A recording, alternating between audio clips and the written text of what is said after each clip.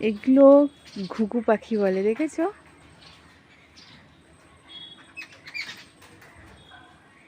এটা আমাদের বাড়ির মনসা ঠাকুরের মন্দির।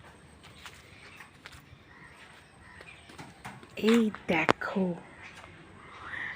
রবিবার দিন আমাদের বাড়িতে এই মনসা পুজোটা আছে। এটা অনেক পুরনো আমাদের জাগ্রত মন্দির মা মনসার। এটা আমাদের ঠাকুরদার বাবা পুজো করত। এটা হলো আমাদের বাড়ি।